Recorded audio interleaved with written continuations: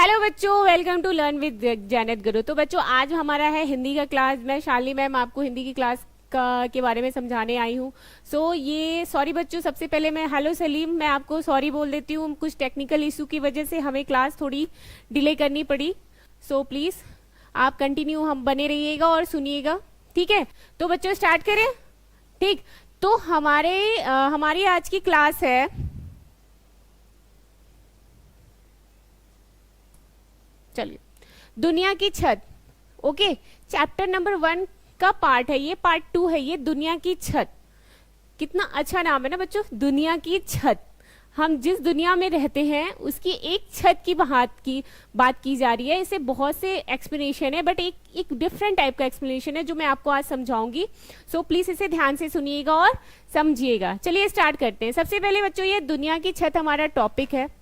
एक सेकेंड, लिखा है बच्चों, किसी भी लोक कथा को समझने के लिए उस इलाके की जलवायु, रहन सहन, खान पान और संस्कृति को समझना उपयोगी होता है। ठीक है, किसी भी लोक कथा के बारे में आप जानना चाहते हो, समझना चाहते हो, तो सबसे पहले वहाँ के कल्चर को समझो, वहाँ पे जो लोग रहते हैं वहाँ के लोगों को समझो, वहाँ की वातावरण मतलब जलवायु वहाँ की कैसी है उसे समझना बहुत इंपॉर्टेंट होता है। तब हम उसके बारे में अच्छे से डिटेल निकाल पाते हैं और जान पाते हैं। ठीक है, आगे चलिए आगे है, जिस इलाके में वह लोक कथा सुनाई जाती है, राख की रस्सी के शीर्षक लोक कथा तिब्बत से संबंधित है। ये जो राख की रस्सी जो पहले आप इससे पहले पढ़े थे ना, उसी से संबंधित है। आगे चलते हैं। जिसे दुनिया की छत कहा जाता है क्योंकि यह बहुत ऊंचे पठार पर स्थित है।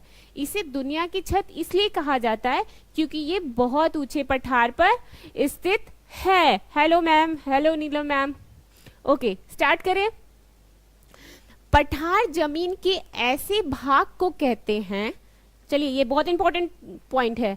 पठार जमीन के ऐसे भाग को कहते हैं जो मैदान से ऊंचा और पहाड़ से नीचा होता है। जो मैदान से ऊंचा, मैदान मतलब जैसे आप फर्श है ना जमीन, वहां मैदान से ऊंचा होता है। ठीक है, और पहाड़ तो आप लोग देखे होंगे ना, पहाड़ बहुत बड़े बड़े नुकीले होते हैं, उससे छोटा होता है।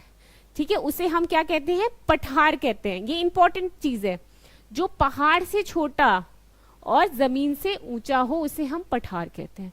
ठीक, आगे चलते हैं। आगे देखो बच्चों क्या लिखा है यहाँ पे आगे, तिब्बत के पठार पर खड़े हैं ऊंचे ऊंचे पहाड़ जो हिमालय का हिस्सा है। तिब्बत के पठार को पे ना बहुत ऊंचे ऊंचे पहाड़, मतलब तिब्बत का जो पठार है वहां बहुत ऊंचे ऊंचे पहाड़ है जो हिमालय का हिस्सा है। ये एक तरह से हिमालय का पार्ट है, हिस्सा है। जो हिमालय के जो बड़े बड़े नुकीले नुकीले पर्वत होते हैं, बड़े बहुत विशाल होते हैं बच्चों, उसका एक हिस्सा है जो हमें दिखाई देता है। ठीक है, इन पहाड़ों की एक खासियत यह है कि ये कई रंग के हैं। मतलब ये जो होते हैं ना, पहाड़ होते हैं जो छोटे छोटे, जिसे हम पठार कहते हैं, इसकी एक खासियत ये कि बहुत सारे कलर्स में दिखते हैं, मतलब रंगों में दिखते हैं। फॉर एग्जाम्पल वो एरिया के हिसाब से होता है, आगे मैं बताऊंगी। चलिए, जैसे भूरे, लाल, पीले, बैंगनी, गुलाबी, गेरुआ और हरे रंग के। ठीक वैसे ही जैसे छोटे बच्चे अपने चित्रों में मन चाहे रंग भर देते हैं, जो ये तिब्बत जो पठार होते हैं ना बच्चों, ये डिफरेंट कलर्स के दिखते हैं। ठीक है, जैसे कभी कभी हमें भूरा दिखेगा कहीं, वो मतलब ये चेंज होते हैं मौसम के अनुसार। जब भी गर्मी है, पतझड़ के मौसम है, तब हम एकदम पूरा पेड़ पौधे झड़े झड़े दिखेंगे, पूरा पठार सूखा हुआ, कोई पेड़ पौधे मतलब होता है। और कभी जब बारिश होती है, ठीक है, मानसून के मौसम में बारिश बहुत ज्यादा हो रही है, उस टाइम आप पठारों पे जाओ, इतनी हरियाली दिखेगी, मतलब एकदम हरे भरे, मन आपका एकदम खुश हो जाएगा।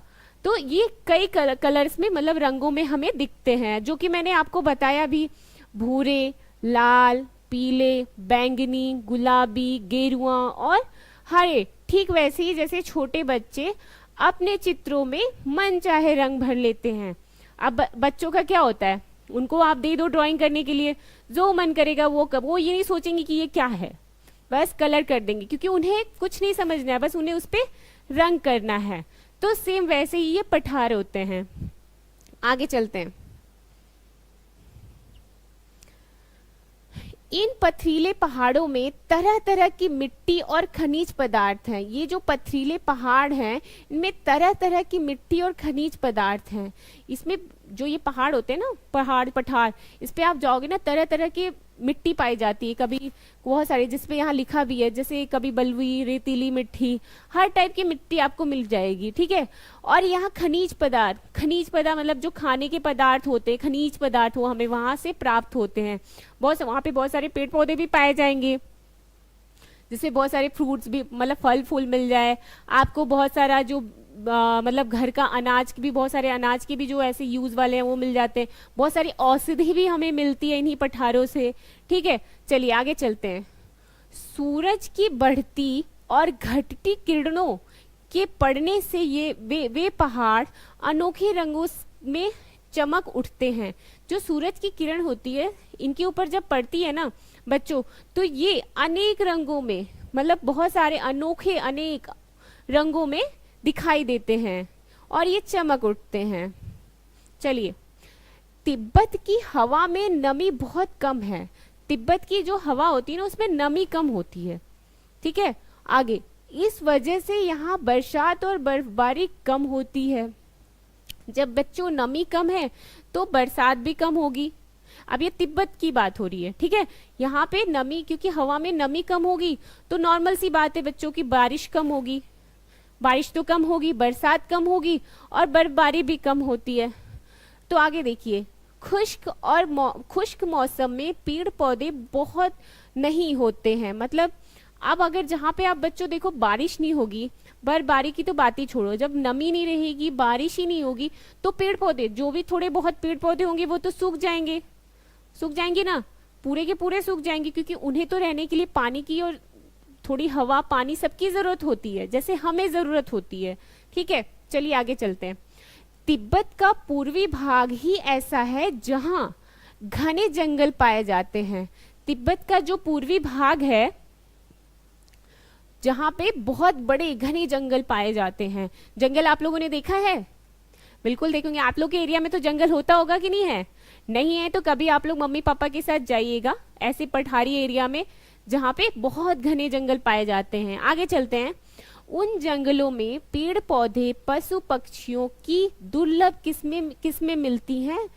वहां पे जो उन जंगलों में ना पेड़ पौधों की, मतलब जहाँ पे देखो आप बच्चों बारिश नहीं हो रही है, शुष्क मौसम है, वहां पे नमी नहीं है, तो वहां पे तो पेड़ पौधों की हालत तो बिल्कुल खराब होगी। अब पेड़ पौधे की हालत खराब है, नहीं है पेड़ पौधे, वहां पे उपजाऊ मिट्टी, सारी चीजें नहीं हो पाती है, तो वहां पे जानवर कैसे रहेंगे? क्योंकि जानवरों को भी तो भोजन की जरूरत पड़ती है, तो वहां पे अगर नहीं मिलेगी तो उनकी तो बुरी हालत होगी कि नहीं। आगे चलते हैं। किस में मिलती है? तिब्बत की मिट्टी कहीं रेतीली है, कहीं लाल पीली है और कहीं काली है। अब तिब्बत की मिट्टी की बात करते हैं। जो तिब्बत की मिट्टी होती है ना, कहीं पे रेतीली होती है, रेतीली, ठीक है, और कहीं पे काली मिल जाती है, तो कहीं लाल पीली, मतलब अलग अलग किस्म की होती हैं। आगे चलते हैं। तिब्बत में लगभग 1500 झीलें हैं। ये इंपॉर्टेंट टॉपिक है। तिब्बत में कितनी झीलें हैं? 1500 झीलें जो पहाड़ से नहीं होती है, जब बर्फ पिघलता है तो पहाड़ों से जो पानी निकलता है उसे झील में ही आता है, झील की तरह आता है, उसे कहते हैं। आगे चलो। ये झीलें बनती है पहाड़ों की बर्फ पिघलने से। देखिए आगे लिखा भी है, पहाड़ों का जो बर्फ होता है ना बच्चों, उसके पिघलने से ये झीलें बनती हैं। चलिए, इनमें मानसरोवर झील का बहुत नाम है। इसमें क्या है? मानसरोवर और झील का बहुत नाम। मानसरोवर झील का बहुत, मतलब मानसरोवर एक झील है उस एरिया में, तिब्बत में, वहां उस झील का बहुत नाम है, बहुत बड़ा झील है ये, ठीक है। आगे चलते हैं। यही से सांगपो यानी ब्रह्मपुत्र नदी निकलती है। यहाँ से ब्रह्मपुत्र नदी, सांगपो एक नाम है उसका, वो नदी निकलती है मानसरोवर नदी से, ठीक है। काफी ऊंचाई पर बसा होने के कारण तिब्बत बहुत ठंडा प्रदेश है। तिब्बत जो होता है ना, जो काफी मतलब ऊंचाई पे होने के कारण, काफी ऊंचाई पर बसा है पठार है, तो इस कारण यहाँ पे बहुत ठंडा पड़ता है। यहाँ का की सर्दी का हाल मत पूछो, ऐसा लगता है जैसे किसी ने फ्रिज में डाल दिया है और ऊपर से तेज ठंडी हवा। यहाँ इतनी ज्यादा ठंड पड़ती है ना बच्चों कि ऐसा फील होगा ना जैसे आप फ्रिज में कोई सामान रख रहे हो, एकदम ठंडा और चिल हो जाता है, तो कहते हो अरे कितना ठंडा है। सेम वही हाल वहां पे है बच्चों, इतनी ठंड होती है जैसे लगता है कि हमें किसी ने फ्रिज में डाल दिया है। आगे चलते हैं। देखिए यहाँ पे एक बच्चों एक टॉपिक भी दिया है, दुनिया की छत बच्चों को तिब्बत के बारे में जानकारी देने के लिए दिया गया है। इसमें प्रश्न नहीं पूछे जाते हैं, तो इसमें प्रश्न नहीं दिया गया है बच्चों, इसके बारे में आपको जानकारी देने के लिए ये एक आपको टॉपिक दिया गया है जिसके बारे में मैं जो आपको समझा रही हूँ, ठीक है। इस पे कोई क्वेश्चन आंसर नहीं है, लेकिन हाँ इससे आपको जानने को बहुत कुछ मिलेगा। चलिए आगे पढ़ते हैं। Sorry sorry, wait.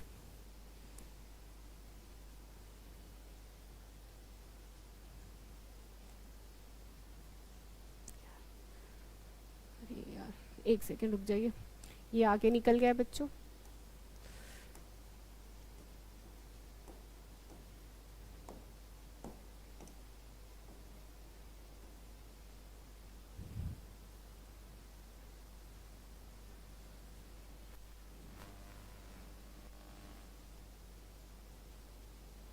कुछ टेक्निकल इश्यूज आ गए हैं।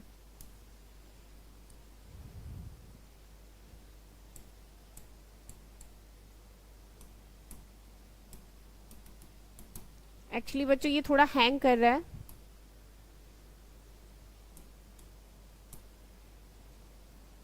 आप थोड़ा सा वेट कर लो। गिव मी 1 सेकेंड, मैं आगे आपको पढ़ाती हूँ। थोड़ा सा ये हैंग कर रहा है, ठीक है, जस्ट अ मिनट।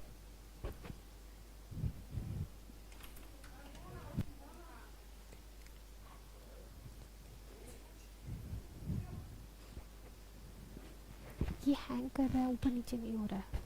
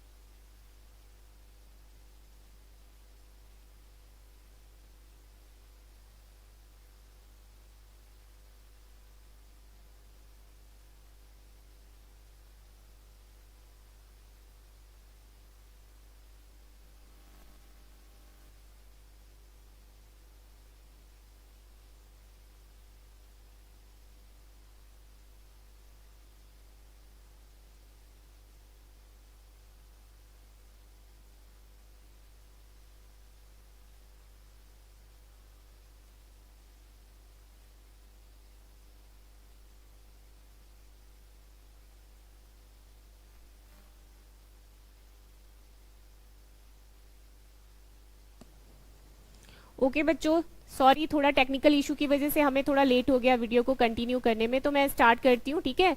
चलिए, अब आपको मैंने ऊपर पढ़ाया था दुनिया की छत बच्चों को तिब्बत के बारे में जानकारी देने के लिए दिया गया है और इसमें प्रश्न नहीं पूछे जाएंगे। तो बच्चों इसमें कोई क्वेश्चन आंसर वाला कोई टॉपिक नहीं है, बस ये एक आपको जानकारी, जैसे आपको इसके बारे में पता होना चाहिए, जो कि एक बहुत ही इंपॉर्टेंट चीज है, ठीक है। इसके बारे में आपको बताया जा रहा है। चलिए अब आगे कंटिन्यू करें। ओके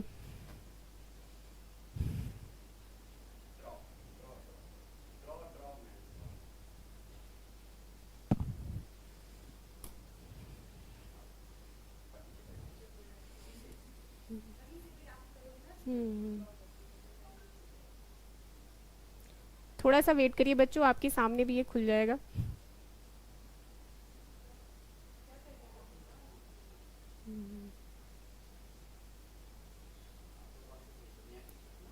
हाँ नीचे है सर, आगे है। कोई नहीं, हो गया हो गया।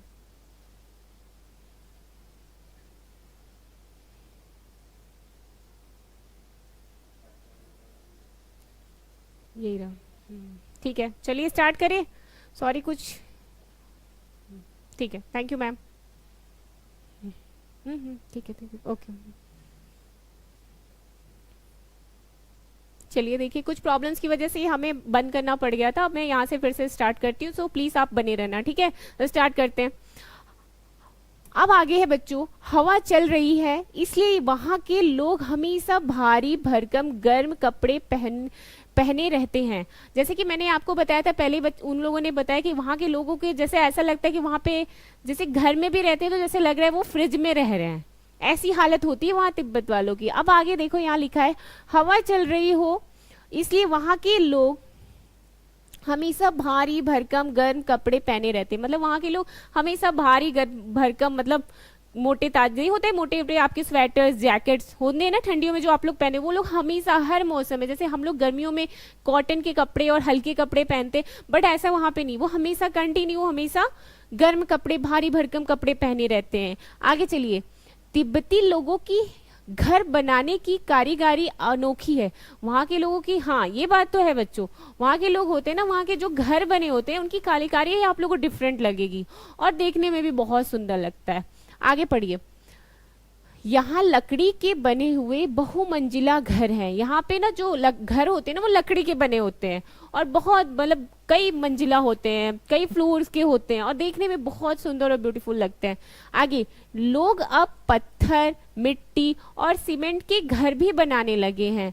लोग अब क्या करने लगे हैं, पत्थर के भी मिट्टी के भी, जैसे हम लोग रहते हैं ना पत्थर मिट्टी सीमेंट के घर में रहते हैं, वैसे अब वहां भी होने लगा है, वहां पे लोग बनाने लगे हैं, ठीक है।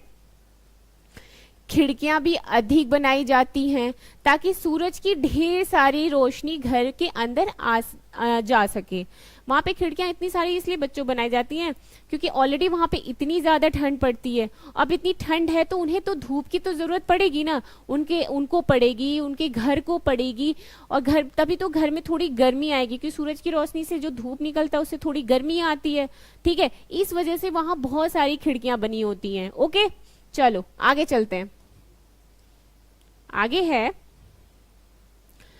भूकंप से बचाव के लिए दीवारें अंदर की ओर थोड़ी झुकी होती हैं। भूकंप से बचाव मतलब वहां भूकंप भी बहुत आता है, भूकंप से बचाव के कारण ना दीवार, जैसे हम लोग की सीधी सीधी दीवारें होती है, स्ट्रेट लाइन होती है सीधी, ठीक है, वर्टिकल लाइन, लेकिन वहां पे थोड़ी सी झुका के की जाती है ताकि भूकंप आने पे उसे हानि ना हो।